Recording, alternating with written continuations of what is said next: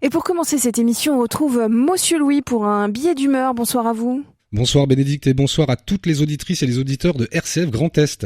Petite question Béné, connaissez-vous la différence entre le gouvernement français et le groupe de musique Magic System ? Oui.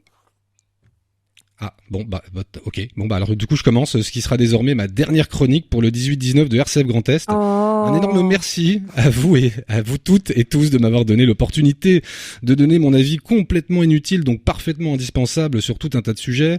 On a parlé politique, sport, sujets de société, rhétorique, esprit critique. On a abordé ensemble des thèmes aussi essentiels que celui des retraites, des pseudosciences, du racisme.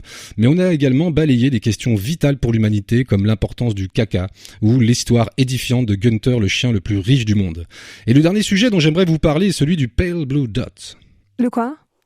The Pale Blue Dot. Le quoi ? Enfin, le point bleu pâle en français. Ah, The Pale Blue Dot. Voilà, une histoire qui commence en 1977 avec le lancement de la sonde spatiale Voyager, destinée à étudier les planètes de notre système solaire.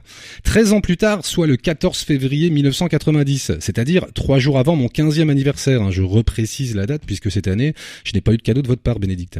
La sonde Voyager est à plus de 6 milliards de kilomètres de la Terre. Voilà, et il lui est ordonné de se retourner pour prendre en photo les planètes qu'elle a déjà visitées. Sur l'une d'entre elles, au milieu d'un rayon de lumière de soleil qui se reflète sur l'objectif, apparaît un minuscule point bleu pâle. Ce point microscopique, c'est notre planète Terre. Vu depuis une distance de 6 milliards de kilomètres, certes, mais par une sonde qui est encore loin d'avoir quitté le système solaire, ce qui donne une illustration des distances vertigineuses de l'espace qui nous entoure. L'astrophysicien américain Carl Sagan, qui a travaillé sur le programme Voyager, a écrit un texte à propos de cette photo baptisée The Pale Blue Dot. J'aimerais vous le lire car pour moi il résume l'état d'esprit dans lequel j'ai écrit toutes ces chroniques, toujours dans l'idée de prendre du recul avec l'atmosphère anxiogène de l'actualité française ou internationale. Pas seulement en ironisant bêtement, mais aussi en partageant les moyens d'arrêter de se faire prendre pour des Wish Lorraine par les bonimenteurs professionnels. Mais pour une fois, juste de mon temps d'antenne pour partager les mots d'un autre, voici le texte de Carl Sagan à propos du Pale Blue Dot, je cite. De ce point de vue lointain, la Terre peut ne pas sembler d'un intérêt particulier. Mais pour nous, c'est différent. Regardez encore ce point. C'est ici. C'est notre foyer. C'est nous. Sur lui, tous ceux que vous aimez, tous ceux que vous connaissez, tous ceux dont vous avez entendu parler, tous les êtres humains qui aient jamais vécu leur vie, toute la somme de nos joies et de nos souffrances, des milliers de religions aux convictions assurées, d'idéologies et de doctrines économiques, tous les chasseurs et cueilleurs, tous les héros et tous les lâches, tous les créateurs et destructeurs de civilisations, tous les rois et tous les paysans, tous les jeunes couples d'amoureux, tous les pères et mères, tous les enfants pleins d'espoir, les inventeurs, les explorateurs, tous les professeurs de morale, tous les politiciens corrompus, toutes les superstars, tous les guides suprêmes, tous les saints et pécheurs de l'histoire de notre espèce ont vécu ici, sur un grain de poussière suspendu dans un rayon de soleil. La Terre est une toute petite scène dans une vaste arène cosmique. Songez au fleuve de sang déversé par tous ces généraux et ces empereurs, afin que, nimbés de triomphe et de gloire, ils puissent devenir les maîtres temporaires d'une fraction d'un point.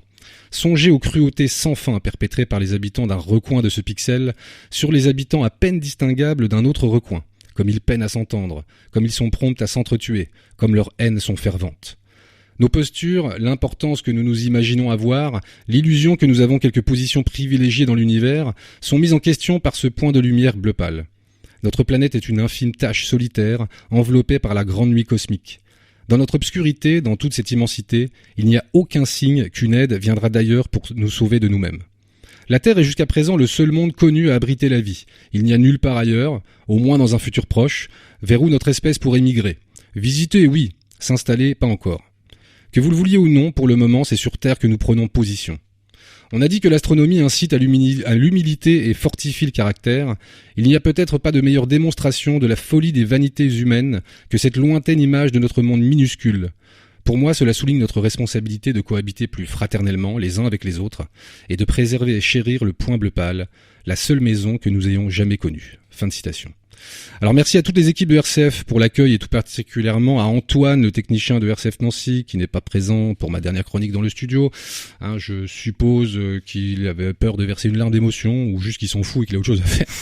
Merci en tout cas à Corentin pour le remplacement. Merci à vous, Bénédicte, pour avoir été la parfaite sparring partner de ces billets d'humour parfois alambiqués, mais toujours sincères.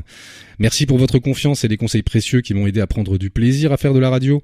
Et enfin, merci aux auditrices et aux auditeurs de RCF Grand Est reste, vous ne vous êtes pas rué sur ma page YouTube pour vous y abonner, mais vous avez eu la politesse et l'ouverture d'esprit de supporter les élucubrations d'un islamo-gauchiste sur Radio Chrétienne Francophone, sans vous plaindre massivement auprès de la rédaction. Et pour ce bel exemple de cohabitation pacifique et dans le respect mutuel, un grand merci à vous.